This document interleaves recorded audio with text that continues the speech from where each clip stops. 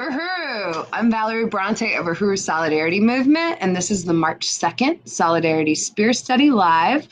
And we live stream every Saturday at 6 p.m. Eastern Standard Time from the Uhuru Solidarity Movement Facebook page, and soon to be live streaming from our Uhuru Solidarity Movement YouTube page. Looking forward to learning the broadcasting technology to be able to do that. I am the coordinator of the Solidarity Spear Studies under the leadership of the African People's Socialist Party, which publishes the Burning Spear newspaper. We are studying from the February 2019 issue.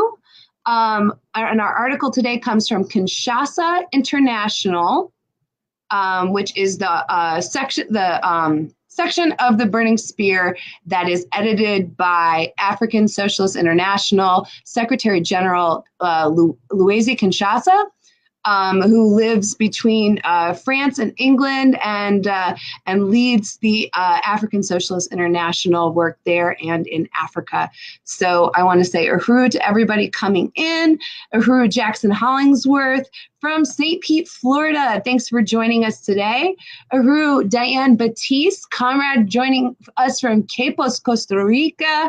Bienvenidos, gracias. Thank you for joining us today. Please share this to your timeline. Share this to groups that are focused on anti-imperialism, anti-colonialism, and the struggle of white people to take a principled stance of solidarity with Black power and reparations to African people. Uhuru Virginia Wilson from Louisville, Kentucky. Thanks for joining me on the study today. This is really exciting. I love every single article that is in Kinshasa International every month in the Burning Spear newspaper. I'm really excited to finally get to present on neocolonialism and the responsibility we have as white people to overturn this contradiction of exploitation of African resources, which started with the first European assault on Africa in 1412. Uhuru. Rose Latoul from Oakland. Uhuru, the Spear Study is the best. I agree. I unite, comrade. Love your lipstick. Thank you so much. It is Revolutionary Red, and that comes from Vanguard 7 Lipstick Collection, a economic project of the African People's Socialist Party's Black Star Industries. Uhuru Santosh from St. Petersburg, Florida, or Clearwater. I'm not sure where you're from, but I know you're from the Bay Area. Uhuru, comrade, thank you.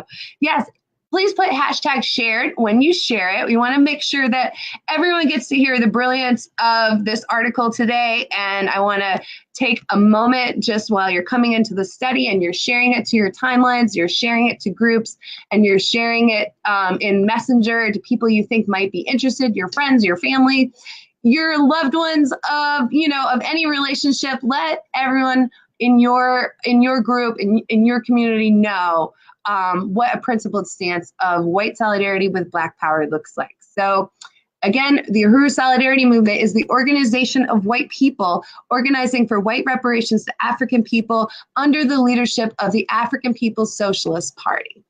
And as always, I want to begin with saluting the leadership of the African People's Socialist Party, the founder of the Uhuru Movement and chairman.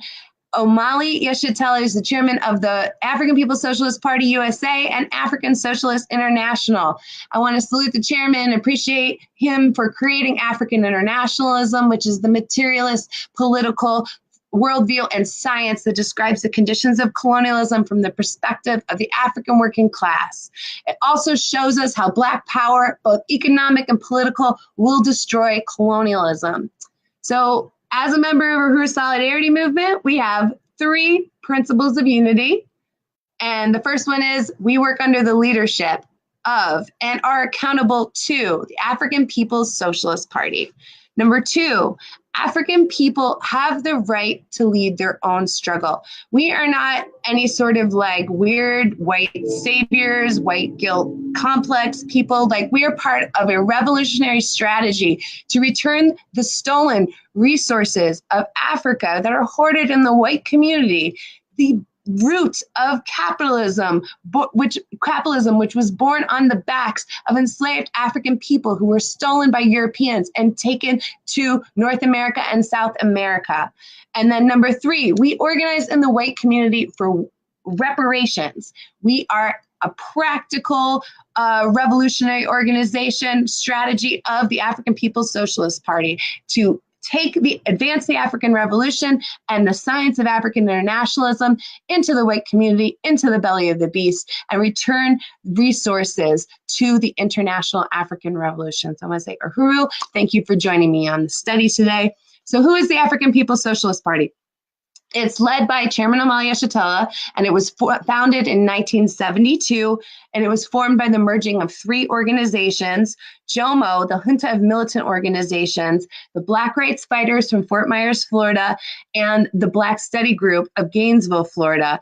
And the African People's Socialist Party leads the struggle of African working class and oppressed masses against parasitic capitalism, colonialism, and Western imperialism, and is fighting for total African liberation. So liberating the continent of Africa and all of its resources and African people in Africa and wherever they may be on the planet. So the party recognizes, like, why do we say African people, instead of saying Black people or something like that? The party recognizes that, African people are not a race or a color. They're a nation of people whose birthright is Africa. They're African wherever colonialism has displaced them. And additionally, the conditions of the colonial conditions of African people within the United States borders, they are domestically or internally colonized. They've had their labor and their resources stolen by white power. And the African People's Socialist Party leads 30 institutions of economic development and Black power, including the Black Power Blueprint campaign of the African People's Education and Defense Fund, to overturn this contradiction. So the African People's Socialist Party is also an organization of practical revolutionaries. And I want to just salute the Solidarity Movement having this opportunity. It was created by the African People's Socialist Party in 1976 to answer the question definitively about what to do with white people in the struggle for African liberation. So it's the most unique feature of the Uhuru movement as compared to any other group, is that the Uhuru movement, under the leadership of Chairman Omali Yeshitela, since 1982, has made the revolutionary demand for white reparations to African people a household word. So we're hearing about it so much now. 37 years later, since the 1982 Tribunal on Reparations, led by the African People's Socialist Party in Brooklyn, New York. So now it's become a hot topic. You've seen it in the news the last couple of weeks. All the Democratic frontrunners who want to be seen as progressive all have reparations on their lips. But what do they have in their minds? What do they have as a plan? And we can see that the only leadership on the issue of reparations, the revolutionary demand of reparations, is from the African People's Socialist Party. It is the advanced detachment and the revolutionary vanguard of this question. So reparations, it means payment or repair for damage done, and the demand is growing around the world. It's growing around the world for reparations for colonialism, parasitic capitalism, imperialism. So in 1976, the African People's Socialist Party founded the African People's Solidarity Committee, which is led by Chairwoman Penny Hess, who has dedicated 43 years of her life to reparations. I want to salute Chairwoman Penny Hess, leading the Solidarity cadre. Uhuru Solidarity Movement is the mass organization of the African People's Solidarity Committee. Chairwoman Penny Hess, with the leadership of Chairman Omali Yeshitela, has written Overturning the Culture of Violence and All Diamonds Are Blood Diamonds, incredible writings on the extensive harm and trauma and genocide caused by our European legacy of violence and terror and assault that we have visited upon the continent of Africa and her people. So white people owe reparations not just for the labor value of chattel slavery, but for the continued trauma and oppression. And really, we need to recognize as practical scientists that the enslavement of African people is the cornerstone upon which the wealth and power of the US and Europe is built. So more than 500 years, almost 600 years, the rape and colonization of Africa, along with the genocide of the indigenous peoples of the world, has formed this pedestal of colonial oppression. And that is, just you have to get a copy of Overturning the Culture of Violence. You have to read this incredible work. It is like a seminal text on the anti-colonial struggle and the responsibility that white people need to take to overturn it. And that is beginning with the self-criticism of reparations to the African Revolution. And unity through reparations will be the way forward for a liberated future where no one lives at the expense of anyone else. So I also want to salute our chair, Jesse Neville, chair of the Uhuru Solidarity Movement. In the coming weeks, Jesse is going to be presenting at a number of cities across the country as part of the All Diamonds or Blood Diamonds tour. And you're going to hear just incredible presentations from Jesse, who has been leading the mass movement of the solidarity work. So as white people under the leadership of the African working class, we're able to not only take a principled stance of solidarity, but we can return everything gained by us on the pedestal of colonial oppression as reparations to the African Revolution. That includes our skills, our abilities, our talents. We can unleash our whiteness as a stance of solidarity. So why do we study the Burning Spear newspaper every week? Because we as white people can't come to these ideas and conclusions on our own. We have to understand the world from the perspective of the African working class, the only group that can be counted on to overturn the conditions of colonialism. So I want to salute the Burning Spear newspaper and the editorial staff of the Burning Spear and the director of the Department of Agitation and Propaganda of the African People's Socialist Party, Director Akile Anayi, and the managing editor of the Burning Spear newspaper, Olufemi Kemba. So the Burning Spear is the voice of the International African Revolution. It's a print and online newspaper published by the African People's Socialist Party every month. It's understands the world and the current events of today through the political lens of African internationalism, which is, as we said before, a materialist political philosophy that was developed by Chairman Omali Yeshitela. So the paper is the oldest Black Power newspaper in existence, has been published without interruption since 1968. Starting publication was by the Junta of Militant Organizations, or JOMO. And the African People's Socialist Party continued publishing it in 1972 when they were founded. So, we can't properly articulate the conditions of colonialism from our perspective on the pedestal of colonial oppression. So we study under the leadership of the African working class to deepen our understanding. And then finally, why do we say Uhuru all the time? Uhuru is the Swahili word for freedom, and it keeps freedom on our mind 24/7. And that's what we're called upon by the African People's Socialist Party to keep on our mind, is, because this is an urgent and pressing struggle. This is a matter of life or death for millions of African and colonized people all over the world. And I just, I'm so glad that people have joined us on the study today. I want to say Uhuru to comrades. Jeanette Bish Cruz, I can't stay to watch, but I will send in $10 this week. Jeanette is from Spokane, Washington. See, I pronounced it correct again.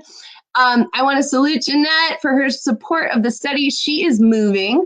I know exactly how that feels because I am also moving. You might see me in a couple of different places Saturday to Saturday because I am trying to get all of my stuff into my new apartment, but I don't have the really extra time to do a full deep move. So I'm just doing a little by little every weekend.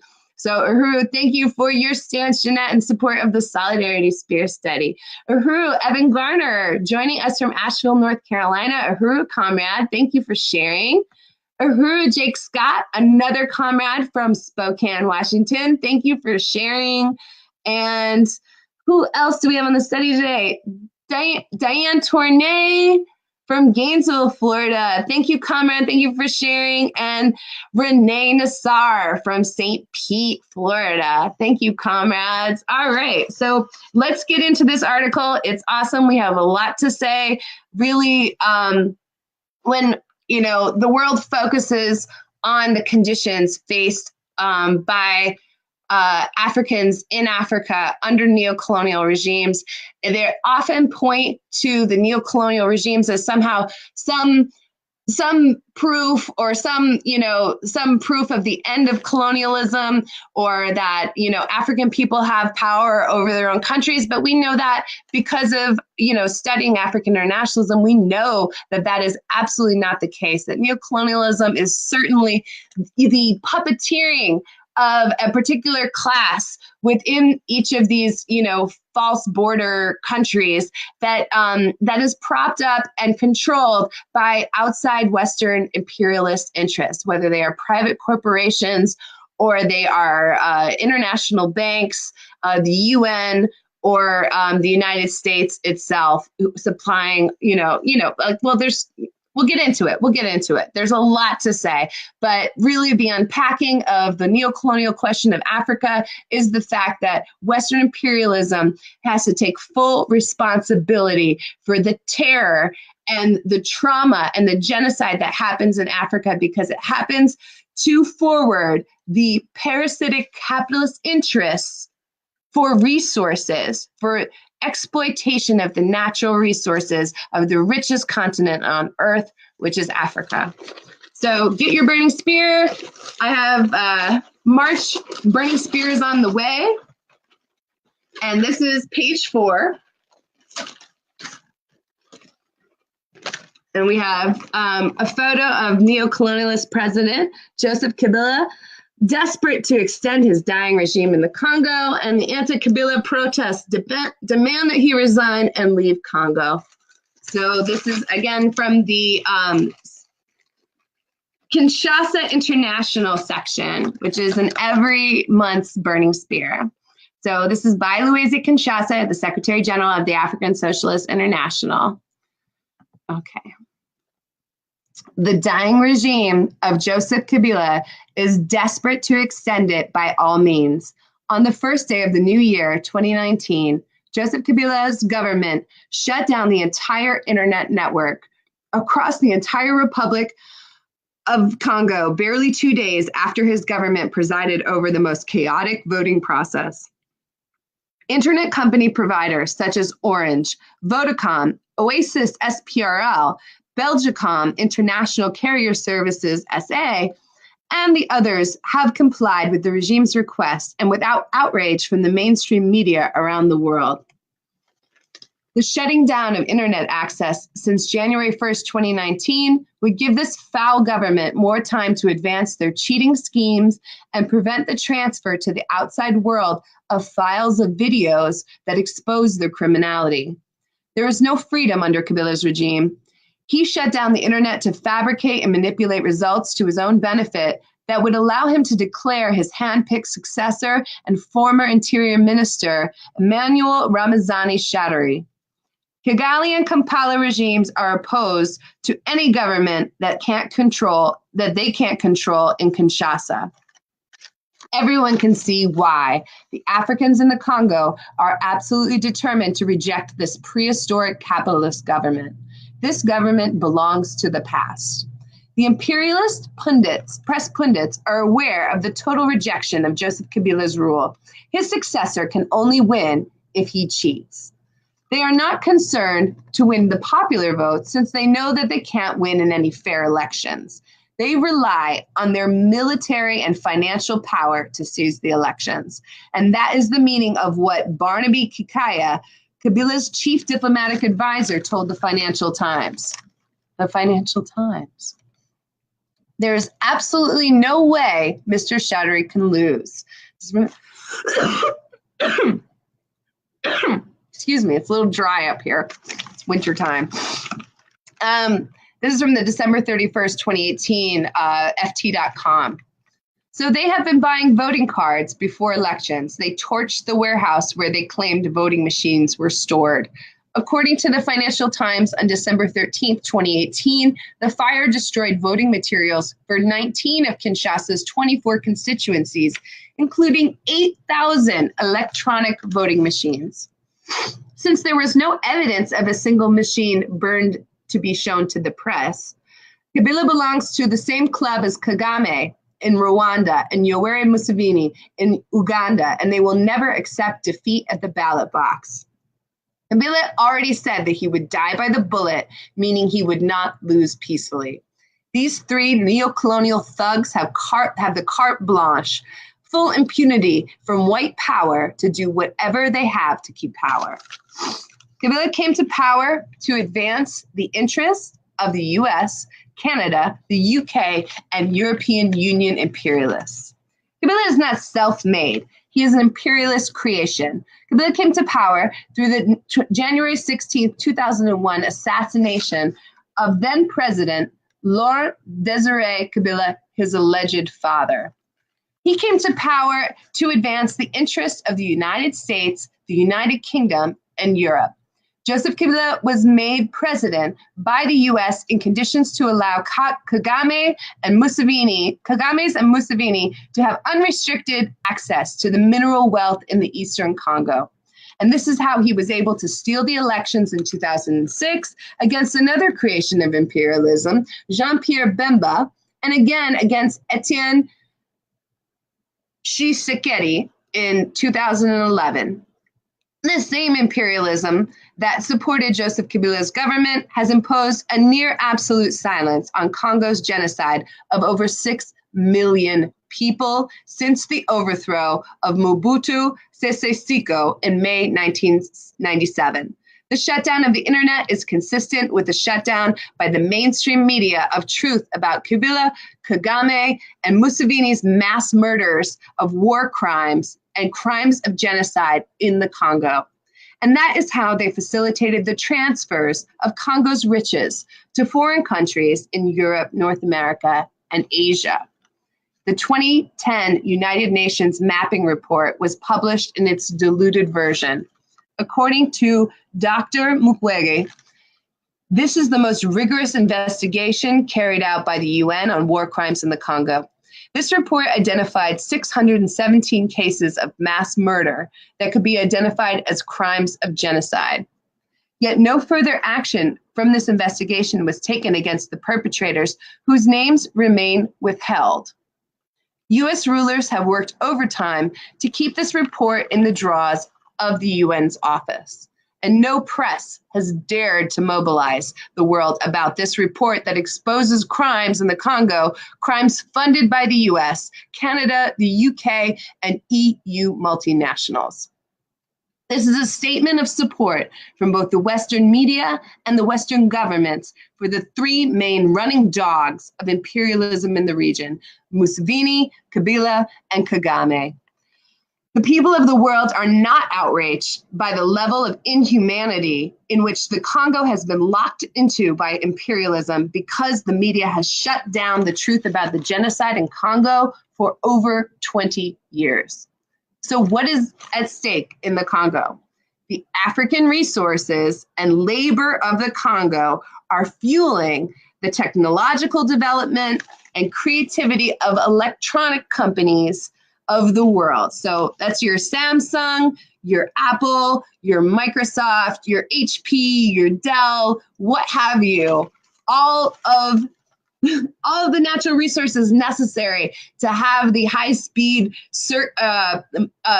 computer processing technology that we use today in all of our everyday laptops and smartphone devices is part of this mineral exploitation under these genocidal neo-colonial regimes in Africa. And that's something that we as white people have to reckon with. So I will finish this article. I am self-critical that I jumped out of it so quickly. But yes, like Secretary General Luwezi Kinshasa says, just check for yourself. And social communication giants such as Google and Facebook, just check for yourself the significance of coltan and cobalt, and you will understand.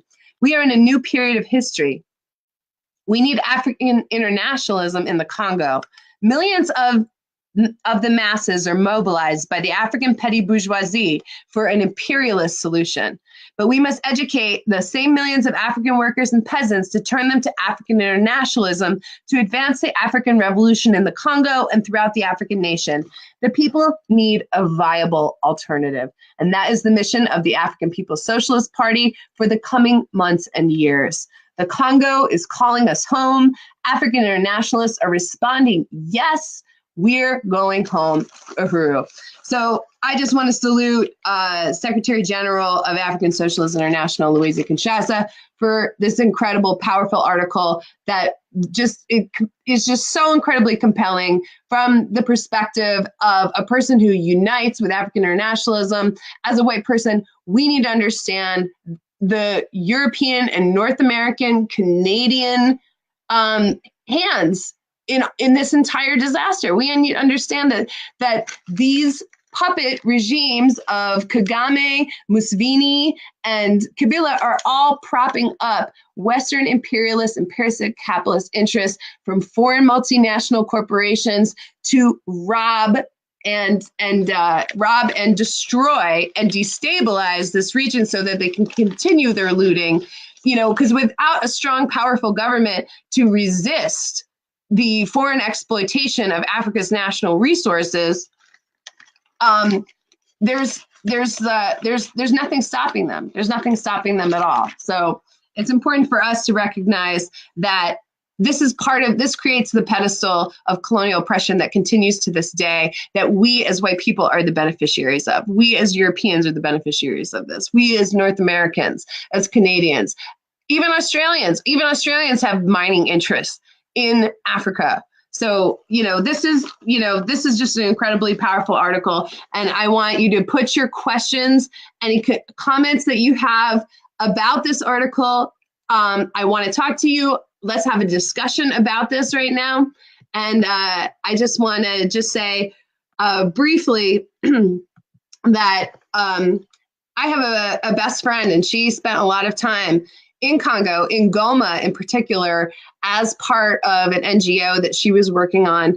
And the stories that she had for me about the human trafficking, the vulnerability of women in the Congo because of the rampant sexual violence and violence against women and children in the Congo as a result of this destabilization and in proxy wars that are funded, and these conditions are created by the United States to continue this like chaos and misery, because under this chaos and misery, the private corporations are able to take as much as they can possibly steal. So that's really important. It's really important to understand that this is no real secret to anyone who's actually been to the Congo. There's no secret to anyone who's actually been to Africa that the circumstances of the Congo are, quite transparent. Just the crass exploitation and conditions of genocide have been transparent to anyone who has any interest in learning more about what happens in the Democratic Republic of Congo.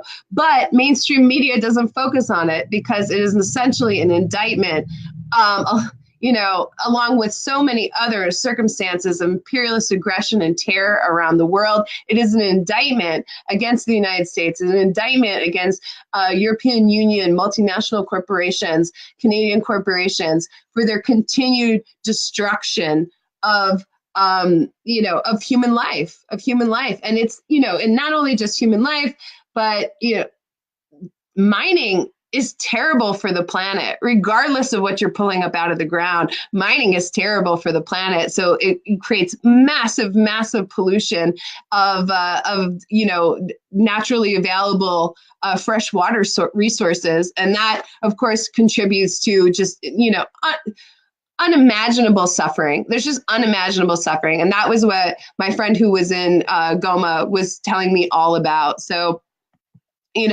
we need to understand that, not not just Congo, but all of Africa's mineral wealth is being stolen, and that includes diamonds, that includes platinum, that includes gold, and so many other resources. And that's been the case since the Berlin Convention, where European powers divided up Africa for colonial exploitation and invasion. And so, starting with the rubber resources in Congo, which were exploited by Belgium, and King Leopold, in just absolutely brutal, genocidal, just sickening history of the oppression and violence against the Congolese people by the Belgians, starting there, and then even to today, like, we have not seen a single break in the point where Europe and the United States have had their boots on the necks of Africa. So this mineral exploitation, it's what is fueling the violence, the rape, the human trafficking, the slavery. You think about even, to create like a bizarre like comparison, but that can somehow illuminate this. And you think about, the gold rush of the 19th century in North America. And you have to understand that with any sort of like, unregulated grab for resources where there's no government, there's just a vacuum of power. It's just various thuggish groups against each other, competing for control over the resources. So this is where you get all of the violence, all of the rape, and all of these stolen children that are forced to work in these mines, to bring you the minerals that power your cell phone. And, to put a diamond engagement ring on somebody's finger. And so the United States actually advances and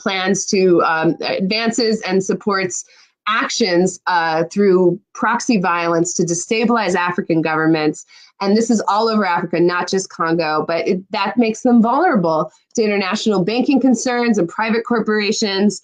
And it's all to benefit Europe, US, Canada, and now China. Africa is the richest continent in the world, and the people live in the most unspeakable poverty. And that is because it is being looted, it is being robbed, it is being raped, and has been raped since 1885 of its natural resources. And that was after the continent had basically endured centuries of genocide because of the European assault on Africa, and the chattel slavery that stole 36 million African people.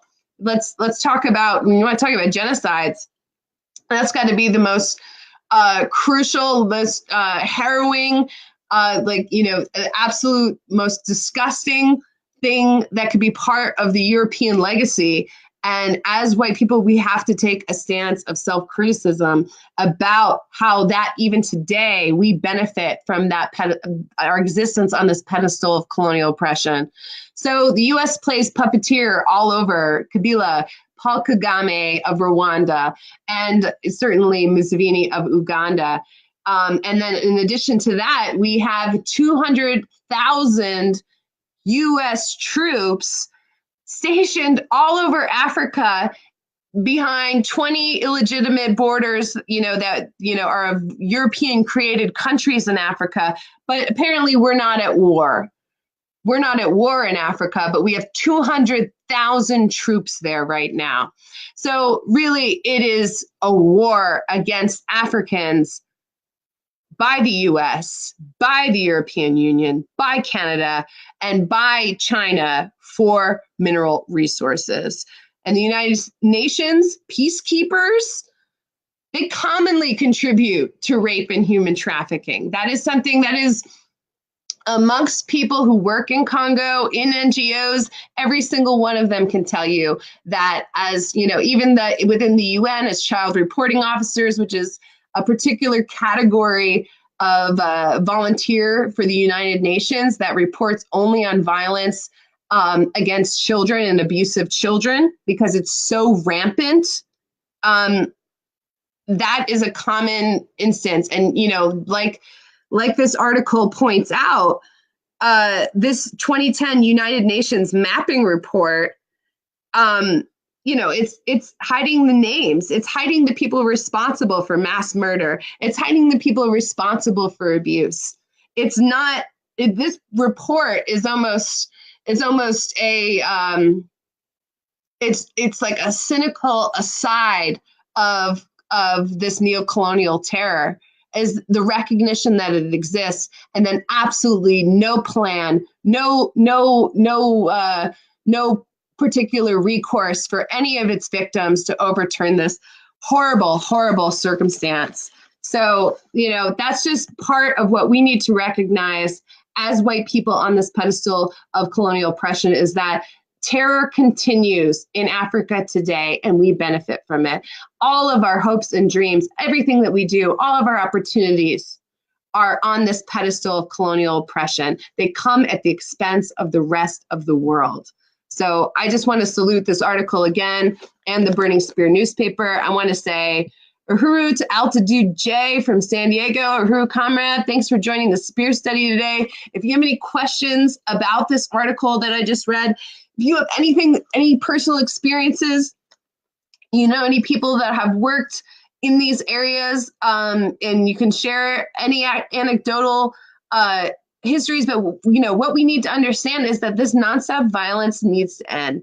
This needs to end. We need to take a stand of white solidarity with Black power, because without powerful governments of the African working class resisting the imperialist interests of the West, the violence, the rape will never end. The exploitation of natural resources will never end. But what we are seeing imperialism in crisis, and that is what Chairman Amalia Shatella teaches us.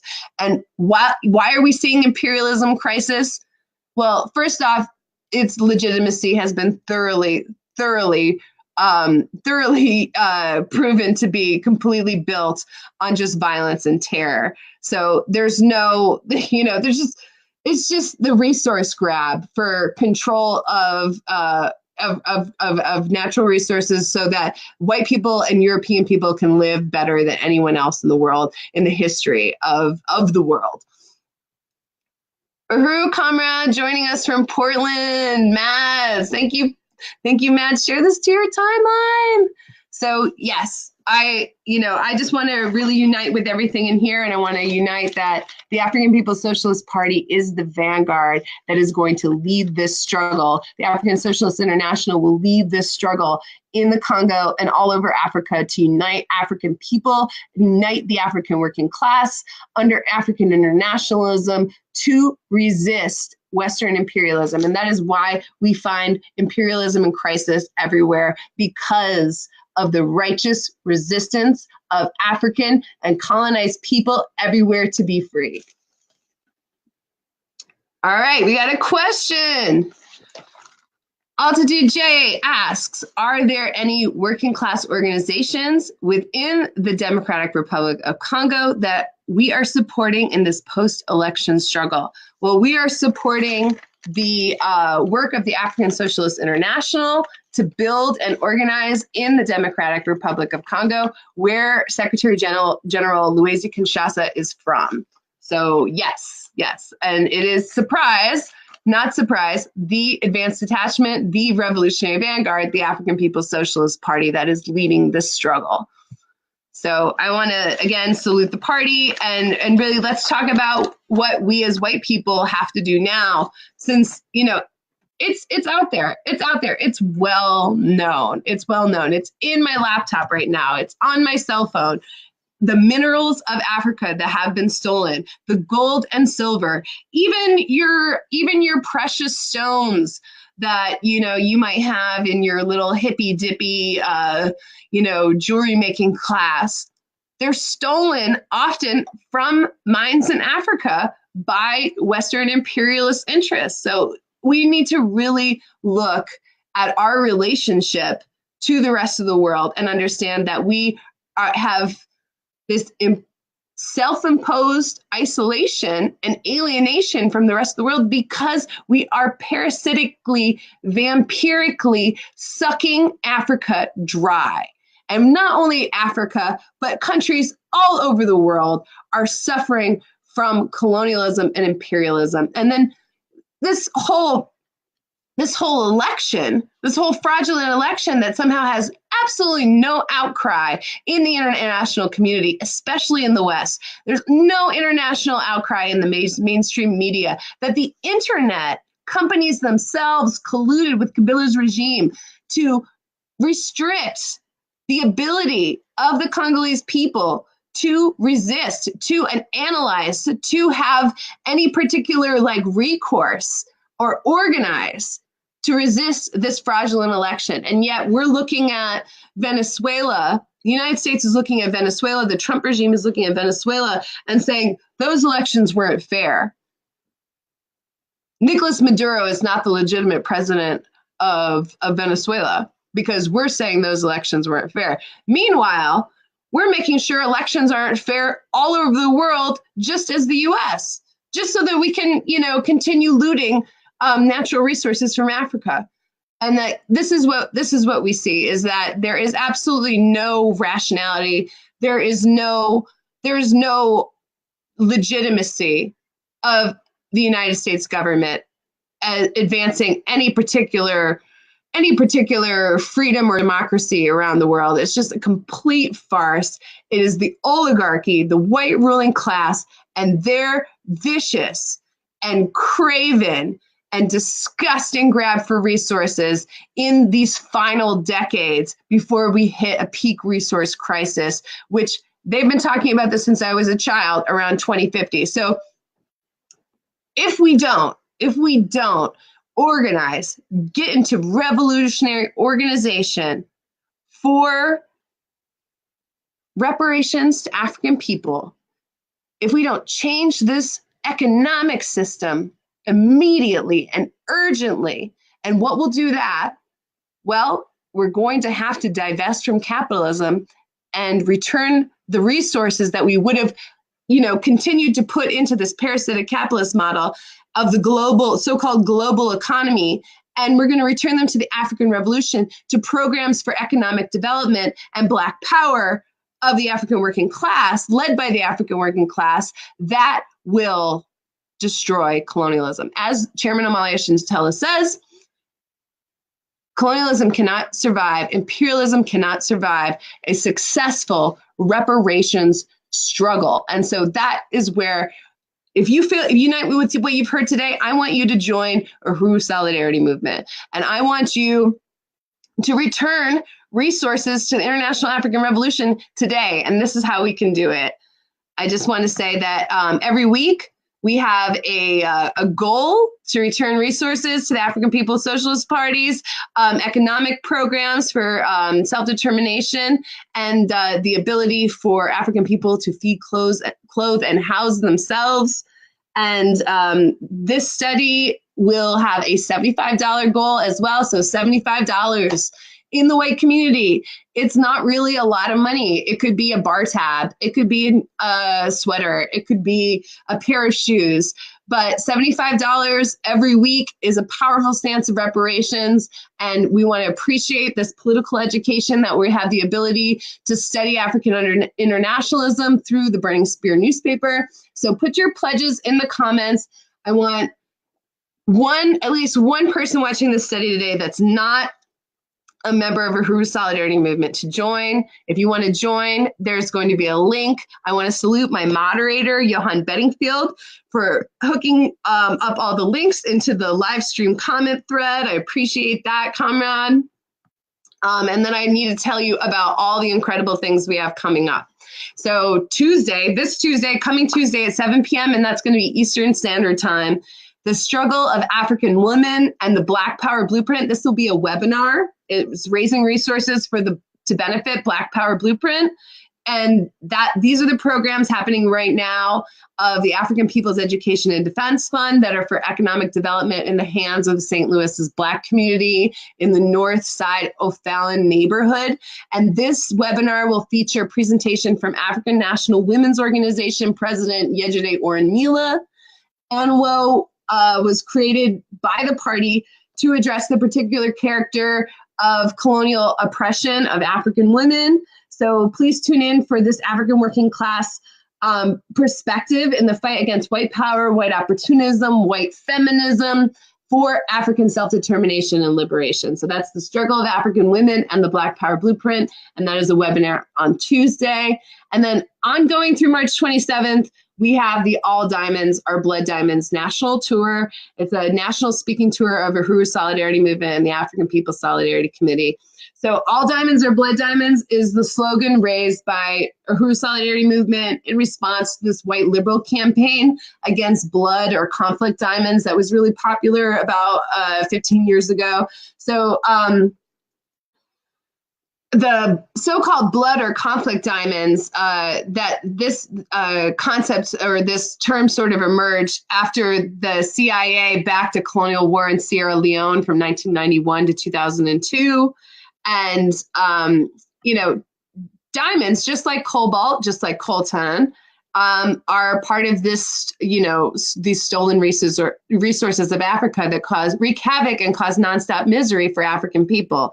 And so, you know, there's this white liberal struggle. Oh, I don't want to have a blood diamond. I don't want to have a conflict diamond. There's no way you can have any diamond but a blood diamond. Every single thing that comes from Africa that is brought to Europe, you know, whether it's a rose from Kenya that you find in a flower shop in Belgium, or, you know,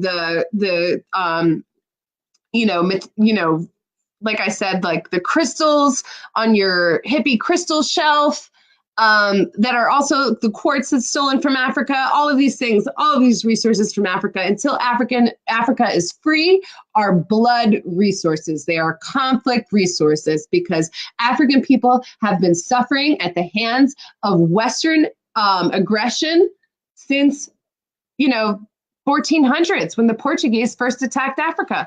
So the Blood Diamonds campaign of, you know, the white liberal De Beers that was in cahoots with the De Beers diamond cartel had this whole process called the Kimberley process, which was named after the Kimberley region where mines are located.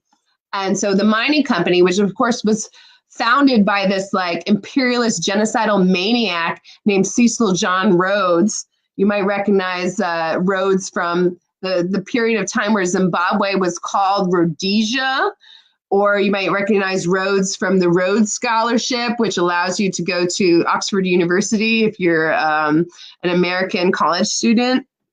But yeah, this is Western imperialism through and through. This is the white ruling class and their vampiric stranglehold on Africa. And that's what we need to understand, is that this De Beers mining company then doubling down on its colonial contradiction by then saying, like, not only did we cause this misery and mayhem all over Africa, but we're going to be the ones to overturn it through our Kimberley process, deciding which diamonds are conflict diamonds or blood diamonds and which ones aren't.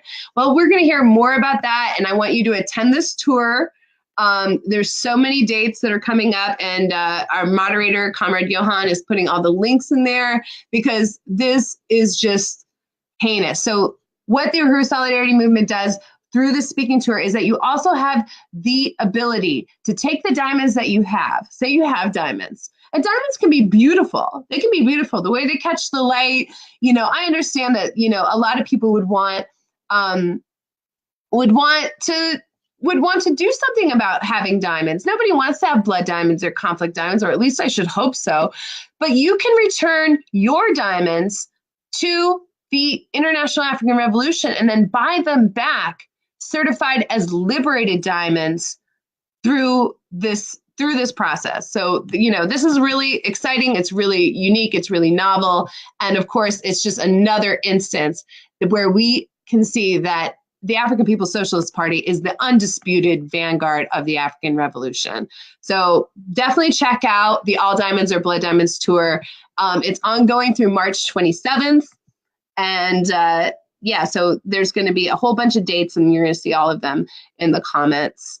And April 13th and 14th in St. Louis, Missouri, is the Uhuru Solidarity Movement 2019 National Convention.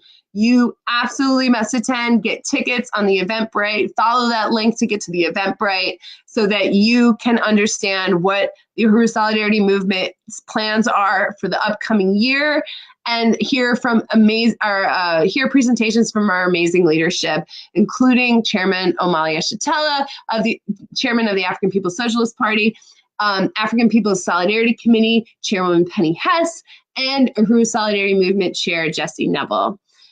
Definitely go to the Uhuru Solidarity Movement page and click the little bell at the top on the right so that you are notified every time we go live, because we go live every Saturday at 6 p.m. with the Solidarity Spear Study. And Sundays, we get our political education at 8 a.m. from Chairman Omali Yeshitela himself with the Omali Taught Me Political Study, which is live on Facebook and on YouTube. If you want to join a local meeting of Uhuru Solidarity Movement where you live, listen to this upcoming meeting schedule on Sundays at 2 p.m. Actually, this is open to anyone, even if you're not a member. You can take the Reparations Challenge, and that is going to be where you can create a fundraiser to return resources from the white community to these programs for economic development and self-determination of Black Star Industries and the Black Power Blueprint. And you can learn more about that. You could have a yoga class. You could have a yard sale. I've done both of those. Comrades have dance parties.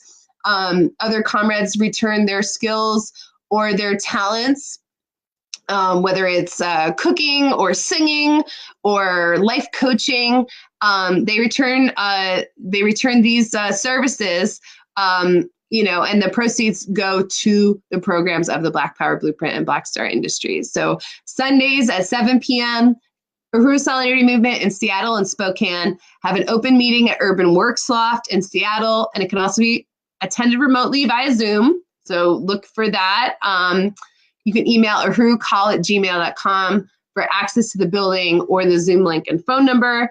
Mondays, lots of meetings on Mondays, 6:38 is USM Boston's open meeting at the Boston Public Library at Copley Square.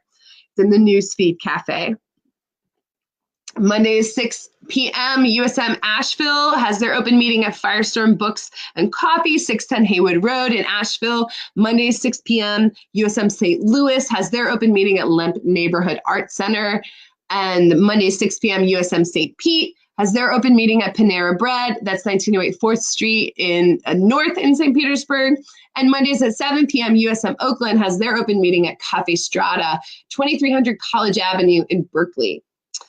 Wednesday, March 6th at 7 p.m. is the Uhuru Solidarity Movement New York City open meeting. And that is going to be at the Uhuru Solidarity Center at TBG. That's Teresa Burns Gallery, 616 East 9th Street between Avenues B and C in the Village. Thursday, 7 p.m., Uhuru Solidarity Movement Philly will have their open meetings. Actually, this is every week. Philly has their open meetings at 7 p.m. on Thursdays at the Good Karma Cafe, which is on Pine Street. Fridays at 11 a.m. If you're interested in helping to join the National Committee to build the 2019 USM Convention, email info@uhurusolidarity.org. And other announcements, we have the Art for Reparations Fall 19 benefit auction, and submissions are open now. You can learn more about that. It's going to be through the summer and the fall, artforreparations.org. So, Uhuru, lots of things going on, lots of different ways that you can participate, lots of different ways that you can raise resources for these projects of African liberation and show material solidarity with Black power. We go to the comments because we have so many things to say. All right, Uhuru, I will return $30 today. That's Comrade Mads in Portland, Oregon. Uhuru Mads, that's fabulous. Fabulous. Okay, so $30 plus Jeanette's $10. That's $40.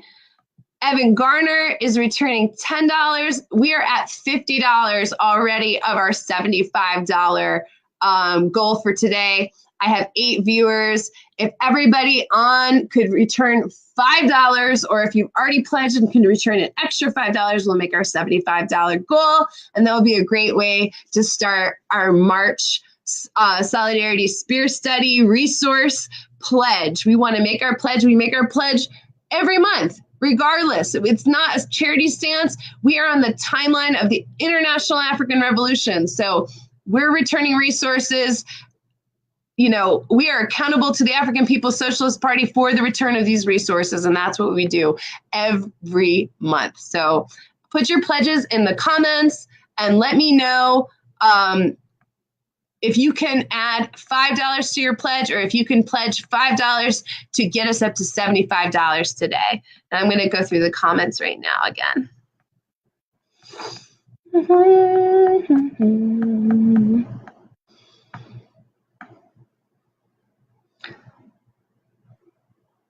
Oh, I have it stuck on Evan. 5 minutes to go.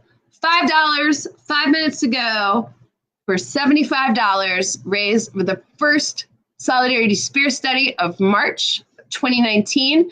I'm going to put in $5. So that gets us up to $55. We need $20 more to make $75. Put your pledge in the comments and let me know what you're going to be returning today to appreciate this incredible, compelling, powerful article from African Socialist International Secretary General Luwezi Kinshasa. Because even though Africa is not here, it is here. It's here in your entire standard of life. Your entire standard of life. Every comfort that you have as a white person comes at the expense of African people. And that's what we need to understand, that the global economy is built. The cornerstone of global economy was founded. It was founded on the oppression of Africa. It was founded by chattel slavery. That was what formed the primitive capital that Karl Marx talks about.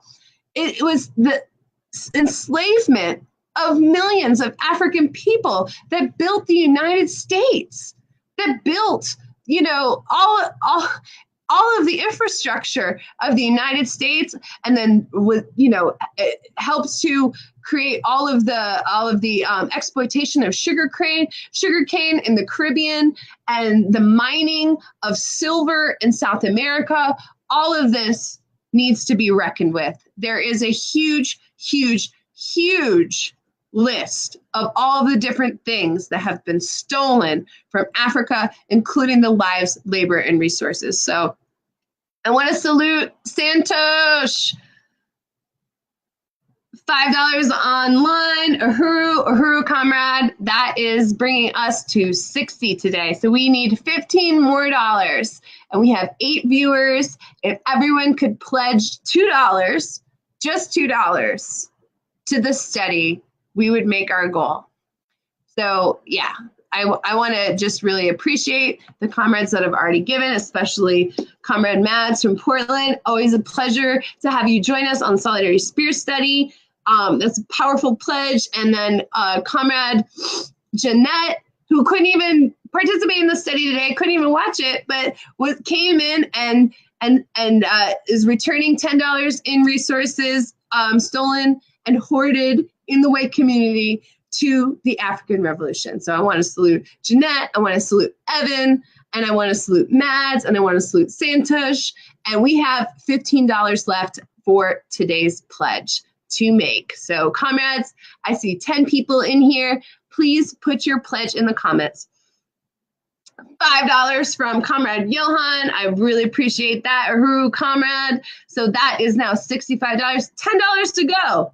$10 to go. Is every person on the live stream could give $1 more, we would make our pledge today. So I want to definitely, again, just salute everybody who joins me every week for this incredible political education that we have the opportunity to study because, of the burning spear, because of the 50 plus years of nonstop struggle for African liberation by Chairman Amalia Shatella, and the definitive solution for the role of white people in the struggle, which was created by the African People's Socialist Party in 1976 in the form of the African People's Solidarity Committee, and today, continuing today, through the Uhuru Solidarity Movement, the mass organization of the African People's Solidarity Committee. So I want to say Uhuru to Altitude J. Awesome. $5 coming from San Diego. So we are now at $70. Uhuru, comrade, who's going to be the $5 that's going to tip it over to 75? I see 10 people in the live stream. We have $5 left. $5 left. And that $5 in the hands of the African working class is doing incredible things in St. Louis, Missouri right now. So through the Black Power Blueprint over the last year, through the generous support of, everybody who participates in, this struggle for reparations, in the white community, winning unity from the white community for reparations, we have returned as a Uhuru Solidarity Movement in the last year $100,000 towards the Black Power Blueprint. And the Black Power Blueprint opened the Aquaba Hall Uhuru House in St. Louis in April 2017, which, and when the campaign started in April 2018, when the campaign started in October 2017, the Uhuru House was a dilapidated building in need of so much repairs, and the entire community mobilized, volunteers mobilized, and local businesses offered their support to help bring this fallen, sunken building in the heart of the African working class community of North St. Louis in the O'Fallon neighborhood and create a beautiful, liberated space, event space and meeting space for the African working class, the Uhuru House. And that's where we're going to have our 2019 USM National Convention. In addition to the beautiful liberated meeting space of the Uhuru House, these resources created the outdoor event venue that will host the One Africa, One Nation Marketplace this spring, and the community gardens, the Gary Brooks Community Gardens. Those are right across the street from the Uhuru House. Also right across the street from the Uhuru House is a 50-foot flagpole flying a 25-foot red, black, and green African flag over the rooftops of the houses there. And it is absolutely beautiful. It is carving out liberated territory in the African working class community. And that is beautiful. And in addition to that, coming up this year, the Black Power Blueprint is opening the Uhuru Jiko Community Commercial Kitchen. And that's going to be on Goodfellow Boulevard in St. Louis. And that is going to be a community commercial kitchen that will be a bakery and cafe, and that will also house the African Independence Workforce Training Program, which is going to help African community members who are transitioning from the United States prison concentration camps back into society so they can learn job skills and entrepreneurship. And that's another program of the Black Power Blueprint that will be live this year, making a real difference for economic development and self-determination for St. Louis, for the African working class in St. Louis, just miles down the road from when in 2014, Darren Wilson murdered Mike Brown and left his body to die in the hot sun for 4 hours. So, this is what we're talking about, leadership. This is like, you absolutely, as any white person, like, you'll be like, well, I'm a socialist. I really, I unite with socialism. I'm anti-imperialist. And then the question comes with, but under whose leadership? Because time and time again, we see that as white people, we sell out the African Revolution every single time for our own self-interest. And even worse, we can't even understand the conditions of colonialism faced by colonized people because we are the oppressor nation. And that's something that we have to reckon with. We cannot lead a principled anti-colonial, anti-imperial struggle. We must be under the leadership of a revolutionary vanguard. And that is what the African People's Socialist Party is. And you can see that through programs like the Black Power Blueprint. So we've gone over a little bit. I really appreciate everyone who participated in the study today. And we have $5 left for our $75 goal. And we're going to add it to next week's goal. So next week's goal is going to be $80 for the study. It is going to be awesome because you know what it is? The point of the spear, which is this section, the centerfold of every burning spear, is political analysis from Chairman Omali Yeshitela And the question of the February 2019 point of the spear, what will a liberated Africa look like? The chairman, as you know, if you pay attention to the Uhuru Solidarity Movement page, was invited to speak at the Oxford Union, the most important academic, bourgeois academic debate society in the world. So the last time a Black Power revolutionary spoke there was in 1964, was Malcolm X. Shortly, just months before he was assassinated by, counterinsurgency forces that infiltrated the Nation of Islam. So I want to salute Diane Tournay from Gainesville. Salute, comrade. You have tipped us to our goal. We have made our $75 goal for our March 2nd Solidarity Spear Study Live. It is my honor and my pleasure to be able to bring you this political education every week. And I will see you next Saturday. Uhuru.